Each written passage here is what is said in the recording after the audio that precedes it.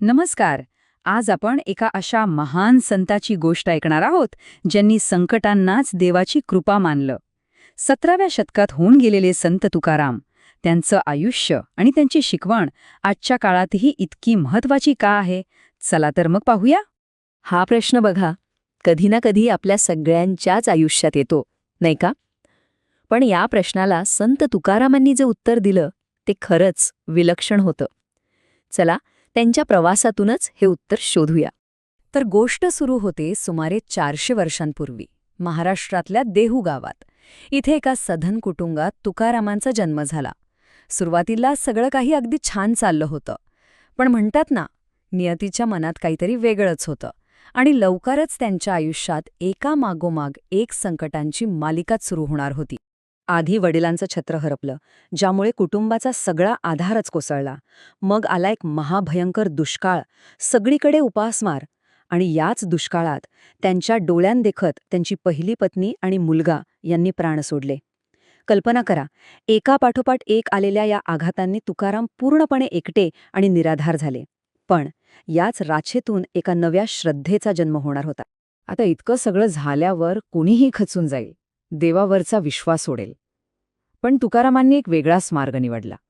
त्यांनी श्रद्धा गमावली नाही, उलट ते उत्तरांच्या शोधात देहूजवळच्या भामगिरी डोंगरावर गेले. आणि तिथेच त्यांच्या आयुष्याच्या एका नवीन अध्यायाची सुरुवात झाली. आणि मग 15 दिवसांच्या त्या तीव्र साधनेनंतर जे घडलं त्याने त्यांचं आयुष्यच बदलून टाकलं. त्यांना साक्षात विठ्ठलाचा साक्षात्कार झाला. त्यांचं जे वैयक्तिक दुःख होतं ते आता एका दिव्य प्रेरणेत बदललं. त्यांना काव्य रचण्याची म्हणजेच अभंग लिहिण्याची आज्ञा मिळाली. अभंग म्हणजे काय? तर देवाबद्दलची आपली भावना, आपलं प्रेम सोप्या, साध्या लोकांच्या भाषेत मांडणं. बरं, आता सगळं काही सुरळीत झालं असेल असं वाटत असेल, पण नाही. खरी परीक्षा तर आता सुरू होणार होती. त्यांची ही सर्वसामान्यांसाठी असलेली भक्ती आणि शिकवण समाजातील काही मोठ्या लोकांना अजिबात रुचली नाही. त्यांच्यासमोर आता नवी आव्हानं उभी राहिली. त्या काळातले एक मोठे विद्वान होते रामेश्वर भट्ट. त्यांचा तुकारामांना कडाडून विरोध होता.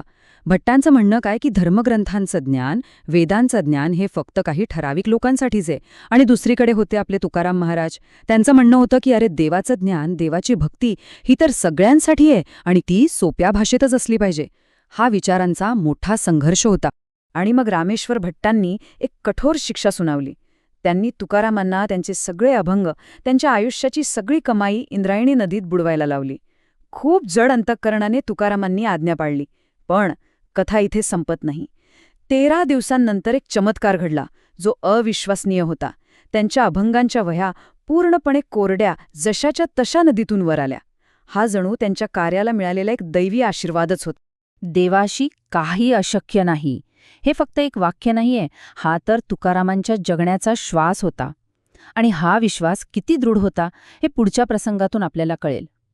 एक असा प्रसंग जिथे जीवन आणि मृत्यूचा प्रश्न होता. गोष्ट अशी आहे की कीर्तनात एका माणसाचा मुलगा गंभीर आजारी असूनही तो कीर्तनाला आला.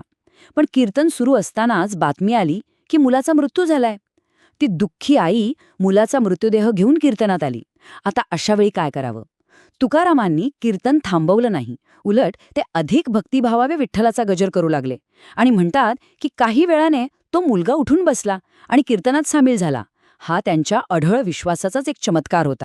तर हे झाले बाह्य चमत्कार आणि आव्हानं. पण खरी जादू, खरी शक्ती तर त्यांच्या आत होती, त्यांच्या विचारांमध्ये. चला, आता जरा त्यांच्या त्या आंतरिक तत्वज्ञानाकडे वळूया की त्यांना ही सगळी ताकद मिळत तरी कुठून होती. हेच ते रहस्य आहे. त्यांचा स्वसंवाद म्हणजे काय? तर स्वतःशी बोलण्याची पद्धत. आपल्यावर संकट आलं की आपण म्हणतो, माझंच नशीब फुटकं. पण तुकाराम महाराज काय म्हणायचे? ते म्हणायचे, अरे वा, ही तर देवाने कृपा करण्यासाठी पाठवलेली संधी आहे. म्हणजे त्यांनी दुःखाकडे बघण्याचा दृष्टिकोनच पूर्णपणे बदलून टाकला होता. आणि हे फक्त मोठे मोठे विचार नव्हते, ते हे तत्वज्ञान रोजच्या आयुष्यात जगत होते, अगदी त्यांच्या घरात सुद्धा. याबद्दल एक खूप प्रसिद्ध आणि मजेशीर किस्सा आहे, तो ऐकूया. तर झालं असं की तुकाराम महाराज एकदा ऊसाची मोळी घेऊन घरी येत होते. वाटेत लहान मुलं दिसली.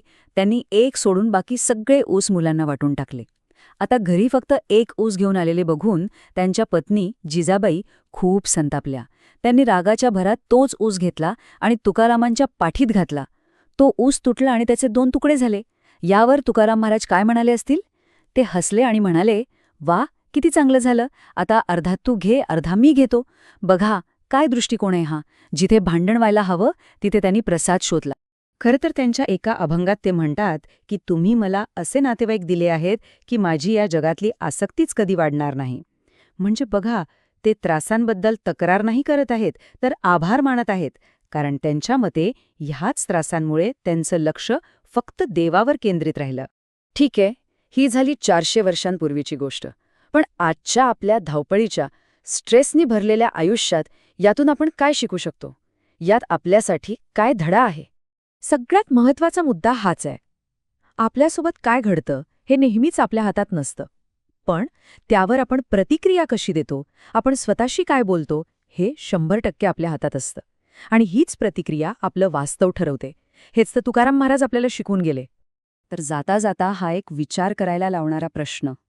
आपल्या आयुष्यातलं जे सगळ्यात मोठं आव्हान वाटतंय, जे सगळ्यात मोठं संकट वाटतंय, तीच खरं तर देवाची कृपा मिळवण्याची सगळ्यात मोठी संधी असू शकते का? संत तुकारामांच्या आयुष्याकडे पाहिलं तर उत्तर हो असंच मिळतं. यावर विचार नक्की करून बघा.